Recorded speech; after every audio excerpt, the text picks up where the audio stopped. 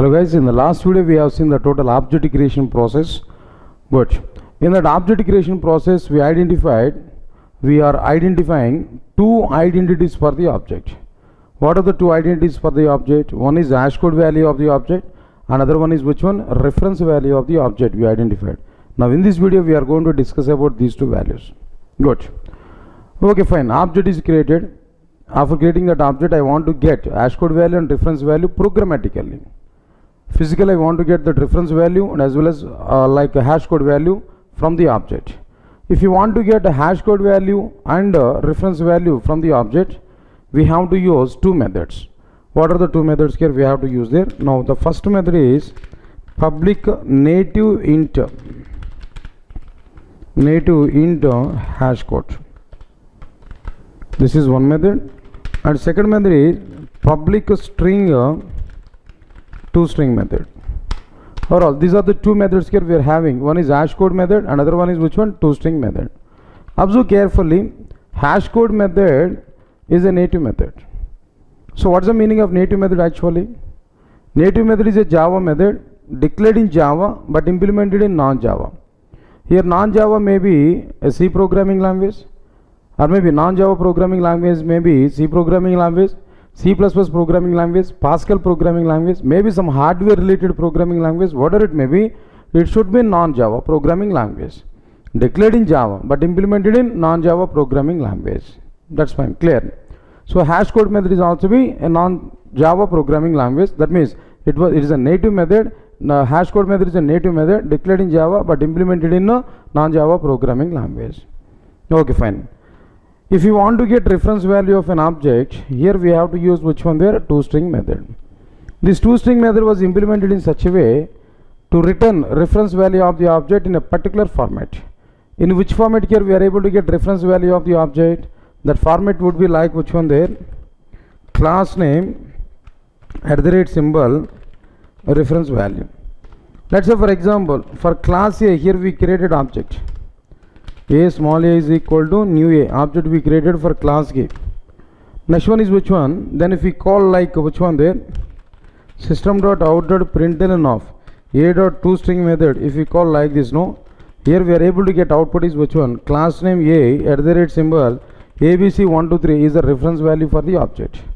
In place of class A, here we are able to get which one? Fully qualified name of the class A. If you have any package statement, if you have any package for this particular class A, the total fully qualified name here we are able to get. Now let us see these 2 points here practically. How we are going to get hash code value and how we are going to get toString method, how we are able to get reference value. These two things here we are going to understand. Let us check this program here. Okay, for example, I want to take class A. Class A here we provided. Now inside this class A I am not declaring any data. So with the default memory size, that object is going to be created. With the minimal memory, object is going to be created. It's okay. Now inside this main class and main method, here what we have to do now? We need to create object for class K. A small a is equal to new a, object we created. Then after that, int hc hash code is equal to a dot hash code method. Here we have to provide semicolon. Next one is string reference value is equal to a dot toString method. Here we are using. Now we want to display both. System.out.println of like a hash code plus hc value. Here we are able to display. Next one is system.out.println of reference value, reference colon space. Here we can provide which one? Ref. If you observe these two things here, these two methods, no, and if we call these two things here, if I execute this, here we are able to get some output. What exactly the output here we are getting? First one is which one? Their hash code value 366712647. This is which one? Hash code value for the respective object. Next one is reference value. Here we are getting com.durgasoft.core.a. This is fully qualified name of the class A @ symbol. Then after that, reference value here we are getting 15db9742. Like this here we are getting reference value clearly. So this is what exactly the way to get hash code value and as well as which one there no reference value directly. That's fine. Next one is after completion of this, I have one question now. When I call hash code method on a reference variable and when I call toString method on a reference variable, directly we are getting some values. Okay, good. Now similarly here what I am trying to do there, I want to remove these two things. A.m1 method here I want to call. What happened here? When I call A.m1 method here, what happened? We are getting error. Compilation error here we are getting. When I call A.hashcode, A.toString method, no compilation error. But when I call A.m1 method, we are getting compilation error. So why we are getting compilation error when we call A.m1 method? Why we are not getting compilation error when we call A.hashcode and A.toString method? What is the reason here? No. Right. What at one side we are able to give reason is which one? That reason will be hashcode and toString methods are predefined methods. Hashcode and toString methods are predefined methods. That's why we are not getting compilation error. But M1 method is not predefined method. M1 method is not the predefined method. Understand it clearly? No. M1 method is not predefined. That's why we are getting error when we call this M1 method. Okay. If it is the answer for this question, no. In place of this M1 method, I want to call predefined method. We know already concat method is a predefined method. Concat method is a predefined method. I have written that. Still we are getting compilation error. Hashcode, toString methods both are which one? They are predefined methods only. Okay, I agree. Now concat is also a predefined method in Java. But when I call this concat method, again here we are getting error. So why we are not getting error when we call hashcode and toString method, and why we are getting error when we call concat method? This is my question now. Right, sir. For this question, answer is very clear. Try to recognize this. If you want to provide answer for this particular question, first we have to understand one fundamental point in Java. What exactly the fundamental point in Java? In a Java programming language, for each and every class, for predefined classes and for user defined classes, for each and every class, there is a common and default superclass. For each and every class, there is a common and default superclass in a Java programming language. The common and default superclass for each and every Java class is which one can know? That is java.lang.object class. For each and every Java class, there is a common and default superclass. That is which one? Java.lang.object class. Object is a class in Java. This object class is a common and default superclass for every class. No. Okay, fine. What this object class has provided? It is a common and default superclass to each and every class. No. And what is the benefit that all the classes are getting by having object is a common and default superclass? No. Right. That benefit is which one? Object class has nearly 11 number of methods. Object class has nearly 11 number of methods. What are the 11 number of methods? No. First one is a hashcode method. Next one is toString method. Next one is getClass method. Then after that equals method. Next one is a clone method. Next one is finalize method. Then after that 3 wait methods are available. Next one is like 3 wait methods are available. Like might be parameters might be same or okay, fine, no problem. Then after that notify method is existed. Then after that notify all methods are available. Right, sir. What are the various methods are existed overall? 1, 2, 3, 4, 5, 6, 7, 8, 9, 10, 11. These are the 11 number of methods which are available inside this which one? No, object class. Okay, at the same time another point is which one? For each and every class minimal these methods are required. If any class wants to survive in a Java environment, every class must require these methods. So what Java people have done there? Which methods are required minimally to each and every class? No. Simply Java people have kept these methods inside the object class and they made object class as common and default superclass for each and every Java class. That's it. So in object class nearly 11 number of methods are available. Out of these 11 number of methods, first 2 methods are which one? Hashcode and toString method. Just now I discussed about these methods. No. Hashcode and toString methods are which one there? No. First 2 methods there, and these 2 methods are just I discussed it here. Purpose of these 2. Hashcode method can be used to get hashcode value of the object, and toString method can be used to get reference value of the object. These 2 things here we are getting which are available inside this object class. Good. Now my question is which one here previously? If you understand this particular point here, my question is which one there? When I call concat method here, we are getting compilation error, but when I call this a hash code method and toString method, we are not getting compilation error. So what is the reason for it? Class A is available. This class A is not having any superclass explicitly, but by default one superclass is available. What was that superclass from this class A now? Inside this here we are having which one there now? Extends object is available internally. Explicitly it is not available, but internally that is extended from which one there now? Object class. Object class is a superclass for class K. Means that whatever the methods which are available inside this object class, all these methods are coming to class K. Means that all 11 number of methods of this object class are coming to class K. Along with this 11 number of methods, hash code method and toString method both are coming to class K. Concat method is not available in object class methods. Concat is not available. Concat is available in string class.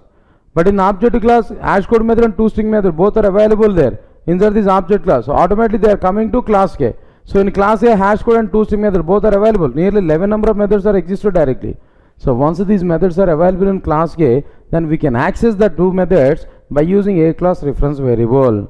So whenever we are calling a.hashcode or a.toString method, automatically these methods are going to be executed, which are provided by which one? There no object class directly.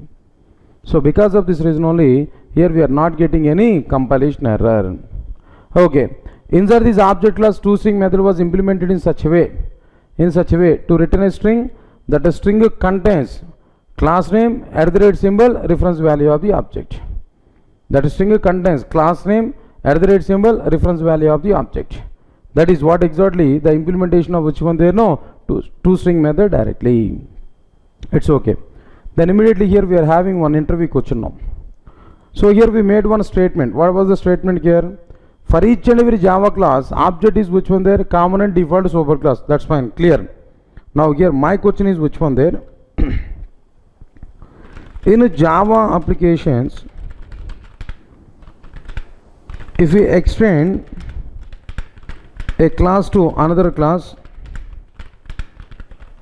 explicitly, if we extend a class to another class explicitly, then the respective subclass must have two superclasses. Inside the bracket, object class and explicit superclass. Object class and explicit superclass. It represents multiple inheritance. It is not possible in Java. It represents multiple inheritance. That's fine. So how can we say?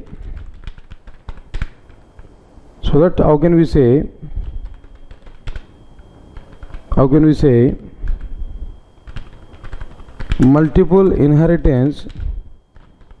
How can we say multiple inheritance is not possible in Java? So how can we say multiple inheritance is not possible in Java? This is my question. Alright sir, indirectly here the question here what I am asking there, question is very clear. For each and every Java class there is a common and default superclass, that is object class. That's fine. Now here if you observe this total question here, answer is very clear. First of all, let me describe this question clearly. For each and every Java class there is a common and default superclass. Okay, fine. Now class A is available. Now class B extends A is available. Now in this scenario, now tell me, for a class B extends here, for a class B, how many superclasses are available here? For a class B, how many superclasses are available actually? If you observe this, as per the theory, what we understood up to now, at one side object class is available, this is common and default superclass. At other side A is a superclass now. Now this is class B. So here we thought B is having two superclasses. One is object class, another one is which one they know? Class K. Right sir, this is class K and this is object. Right sir, so B class is having two superclasses now. How can we say multiple inheritance is not possible in the case of Java, as we are seeing this particular content here. Now, answer for this question is which one? Right, answer is clearly, right, analysis is not like this. This is wrong analysis. No. If you extend a class from another class, you thought object class is at one side superclass and A is another superclass, that's why multiple inheritance. No. Still it is not wrong analysis. It is not right analysis. But what is the right analysis? Now try to understand it clearly. In a Java application, if any class is extending from other class, okay, before that, in a Java application, object class is a common and default superclass for every Java class whenever the class is not extending from other classes explicitly. Whenever a class is not extending from other classes explicitly, their object class is common and default superclass. For example, if our class is extending from some other class explicitly, there also object class is common and default superclass. Object class is also a superclass for our subclass, no? But not directly, but not through multiple inheritance. That is indirectly, that is through which one? Multi-level inheritance. What is the meaning of this multi-level inheritance? No. Now this analysis is wrong here, but which analysis is right here inside this one? Answer is very clear. First of all, object class is available for class B. A is a superclass, no. So A is available for A also. Superclass is which one there? No, object class. So A is having superclass object class here, that's fine. And then after that, now for A superclass, subclass is available. What is this subclass here? That is which class here? No, B class. B class is a subclass here. We can identify this clearly. So whenever B class is extending from class K, their object class is not directly superclass to B. Object class is indirectly superclass to B. That means already object class is superclass to class K. That is our explicit superclass. Explicit superclass is a superclass to our which one there? No, subclass K. No. So object class is indirectly superclass to which one there? No, our class B. So this is multi-level inheritance only, but it is not multiple inheritance. If extend a class from other class there, where object class is not superclass to the respective subclass through multiple inheritance, object class is a superclass to our respective subclass through multi-level inheritance. Why? Because our explicit superclass is a subclass to the object class and B class is a child class to our explicit superclass. So this is multi-level inheritance only, it is not multiple inheritance.